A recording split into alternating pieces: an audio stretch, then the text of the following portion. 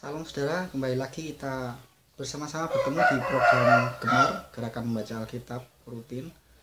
Kita bertemu di tanggal 16 Oktober ini tahun 2021. Mari kita sama-sama belajar. Kita buka Mazmur 35 ayat 19 dan sampai 25, saudara. Kita mau baca satu persatu, saudara. Ayat 19, janganlah sekali-sekali bersukacita atas aku, orang-orang yang memusuhi aku tanpa sebab, atau mengedip-ngedipkan mata orang-orang yang membenci aku tanpa alasan. Ya, saudara, di ayat 19 ini bercerita atau berkata tentang orang-orang yang tidak menyukai kita tanpa sebab, saudara. Jadi di sini katakan orang-orang yang memusuhi aku tanpa sebab, atau mengedip-ngedipkan mata orang-orang yang membenci aku tanpa alasan. Jadi ada kalanya, saudara, kita sebagai anak-anak Tuhan ini ada orang-orang yang nggak suka sama kita, dan kita nggak tahu alasannya kenapa, saudara. Dan saya juga mengalami, saudara, di baik itu waktu di pekerjaan atau di lingkungan. Jadi ada orang-orang yang tidak suka dengan kita, walaupun kita sebenarnya juga nggak tahu kenapa kok orang itu nggak suka sama kita, terus kenapa kok orang itu memusuhi kita, kita nggak tahu sebabnya apa. Tapi memang ada orang-orang yang seperti itu, apalagi di kalangan kita sebagai anak-anak Tuhan. Pasti ada orang-orang yang nggak suka dengan kita, karena kita anak-anak Tuhan ini orang-orang yang berbeda. Kita beda dengan manusia duniawi. Jadi mungkin karena perbedaan itu yang membuat kita dimusuhi, saudara. Ayat 20 saya lanjutkan, saudara. Karena mereka tidak membicarakan damai dan terhadap orang-orang yang rukun di negeri, mereka merancangkan penipuan. Ya, ayat 20 di sini juga dikatakan bahwa mereka ini tidak suka berdamai dengan kita, bahkan mereka tidak suka kalau kita rukun dengan orang lain. Jadi mereka merancangkan sesuatu yang buruk supaya kita bisa bermusuhan dengan orang lain, atau supaya kita tidak jadi rukun atau kita tidak berdamai dengan orang. Jadi apa yang mereka lakukan itu, apa yang mereka rancangkan itu, mereka rancangkan sesuatu yang tidak baik untuk kita, karena mereka memang tidak suka dengan kita, saudara. Dan ada orang-orang seperti itu, saudara. Jadi firman Tuhan ini mengajari kita untuk belajar bagaimana saat kita berada dalam situasi seperti ini, saudara. Jadi bagaimana kita dalam situasi kita dimusuhi, atau kita ada orang-orang yang hendak mencelakakan kita, walaupun kita tidak tahu alasan mereka kenapa, saudara. Jadi kita dimusuhi tanpa alasan, saudara. Jadi bila kita belajar di firman Tuhan ini, apa yang harus kita lakukan? Ayat 21 saya lanjutkan. Mereka membuka mulutnya lebar-lebar terhadap aku dan berkata, syukur-syukur, mata kami telah melihatnya. Jadi saat kita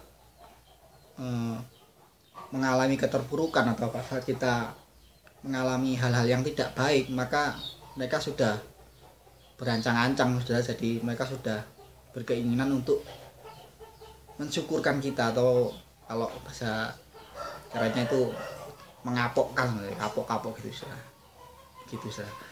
Jadi ayat 22 kita lanjutkan. Engkau telah melihatnya, Tuhan, janganlah berdiam diri, ya Tuhan, janganlah jauh daripadaku. Jadi di sini yang paling penting, saudara. Jadi saat kita menghadapi orang-orang yang tidak suka dengan kita, atau di perikopnya sini kan dikatakan, perikopnya pasal 35, doa minta tolong terhadap musuh. Jadi saat kita menghadapi musuh atau orang-orang yang tidak suka dengan kita, yang kita tidak tahu alasannya, maka yang harus kita lakukan bukan kita membalasnya dengan kekuatan kita sendiri, atau kita balas dendam dengan apa yang mereka perbuat dengan kita, tapi yang paling tepat adalah kita menyerahkan semuanya ke dalam tangan Tuhan. Jadi saat kita didesak, saat kita diserang oleh orang-orang seperti itu, yang kita harus lakukan adalah kita semakin mendekat kepada Tuhan. Di ayat 22 jelaskan, saya baca sekali lagi, engkau telah melihatnya Tuhan. Jadi Tuhan melihat apa yang kita lalui, Tuhan melihat apa yang terjadi di sekitar kita, apa yang kita alami. Jadi Tuhan Allah yang maha tahu, jadi nggak mungkin Tuhan berdiam diri, pasti Tuhan ada untuk membela kita. Yang dikatakan ya Tuhan janganlah jauh daripadaku. Jadi kita jangan jauh-jauh dari Tuhan saat itu terjadi. Ayo kita harus semakin mendekat kepada Tuhan. Itu keputusan yang tepat saat kita menghadapi masalah seperti ini. Ayat 23, terjagalah dan bangunlah membela hakku, membela perkaraku ya Allahku dan Tuhanku. Jadi jangan takut saudara, bahwa apa yang kita alami Tuhan itu tahu saudara. Jadi dan Tuhan ini Allah yang tidak pernah tidur saudara. Jadi Tuhan selalu memandang kita, selalu melihat kita, apa yang kita alami. Bahkan dikatakan sehelai rambut kita pun tidak akan terjatuh kalau tidak dengan seizin Tuhan. Maka dari itu saat kita menghadapi sesuatu yang buruk, saat orang yang tidak baik atau orang jahat tidak mencelakai kita, maka Tuhan pasti akan membela kita, dan Tuhan tidak akan pernah meninggalkan kita sendiri. Tuhan pasti membela perkara kita.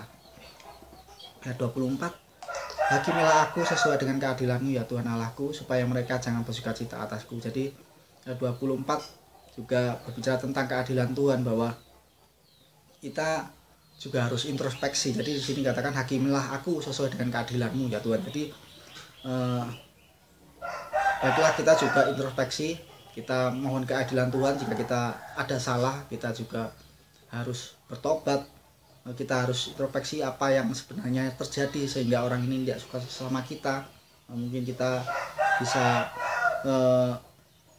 mulai berpikir apa yang salah sehingga mereka berbuat seperti itu.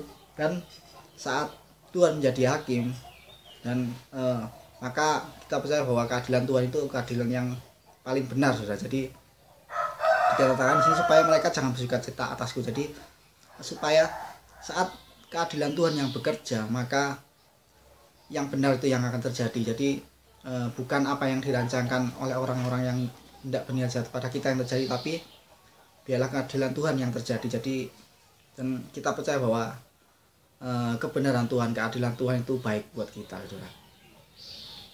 Ayat 25, janganlah mereka berkata dalam hatinya, syukur itulah keinginan kami, dan janganlah mereka berkata kami telah menelannya. Jadi oleh karena pertolongan Tuhan, oleh karena keadilan Tuhan, saat kita ditolong, maka mereka akan istilahnya apa ya,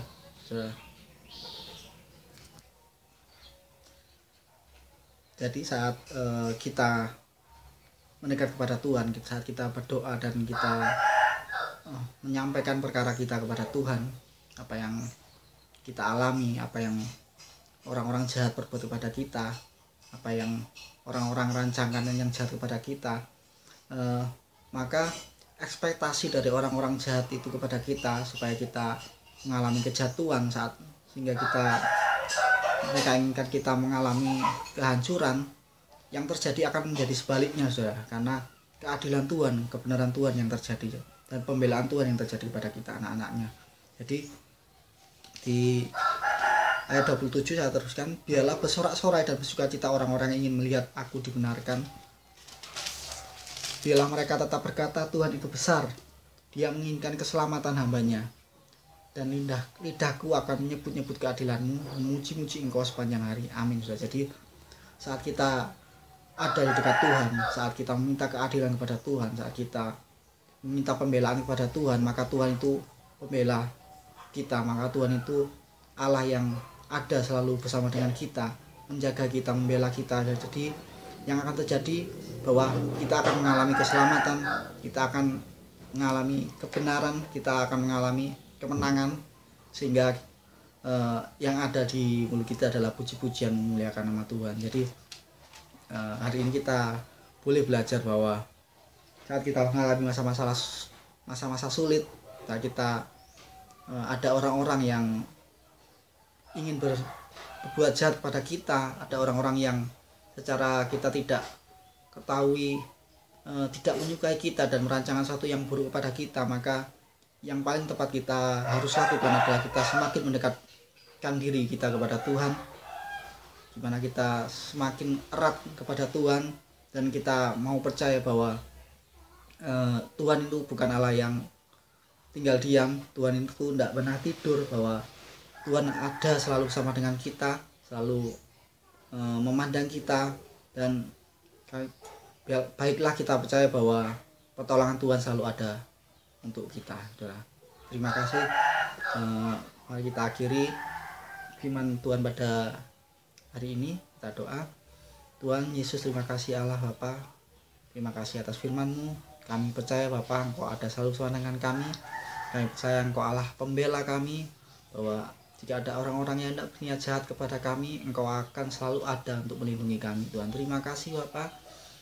Ajari kami untuk selalu dekat kepadamu, ajari kami untuk selalu bersekutu denganmu, supaya kami ada selalu berada dalam perlindunganmu dan penyertaanmu. Tuhan, terima kasih hanya di dalam nama Tuhan Yesus Kristus. Haleluya, amin.